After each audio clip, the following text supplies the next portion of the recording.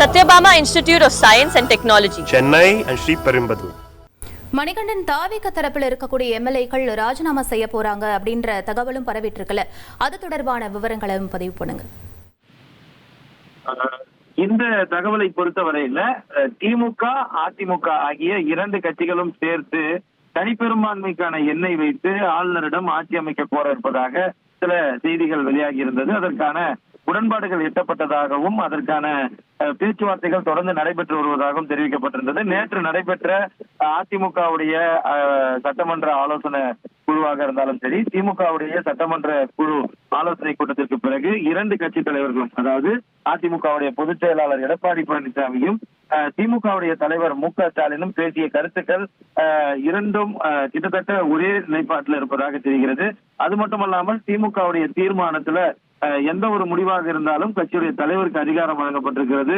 நேற்று காலை ஆங்கில ஊடகத்திற்கு பேட்டி அளிக்கும் போது தாவேக ஆட்சி அமைப்பதில் எந்த ஒரு சிக்கலும் திமுக ஏற்படுத்தாது, 6 மாதத்திற்கு பிறகு முடிவெடுப்போம் என தெரிவித்திருந்த திமுக தலைவர் ஸ்டாலின் நேற்று மாலை அந்த கூட்டத்திற்கு பிறகாக நடப்பு அரசியல் சூழலை கருத்தில் கொண்டு தேவையான நடவடிக்கையை முடிவை எடுப்போம் என தெரிவித்திருக்கிறார்.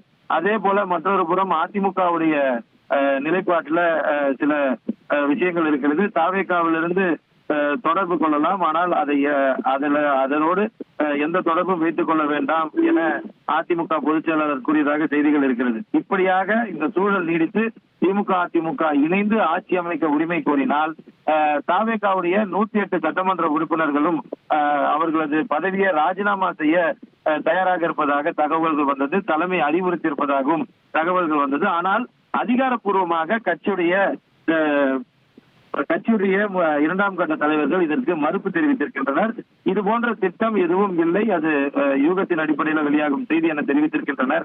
ஆனால் தமிழக வெற்றிக் கழகம் என்ன திட்டமிட்டிருக்கிறது, தமிழக வெற்றிக் கழகம் சட்டமன்ற உறுப்பினர்களுக்கு என்ன அறிவுறுத்தல் வழங்க இருக்கிறது என்பதற்காகத்தான் இன்று காலை 9 மணிக்கு பனையூர்ல தலைமை அலுவலகத்தில் அவசர ஆலோசனை கூட்டம் கூட்டப்பட்டிருக்கிறது.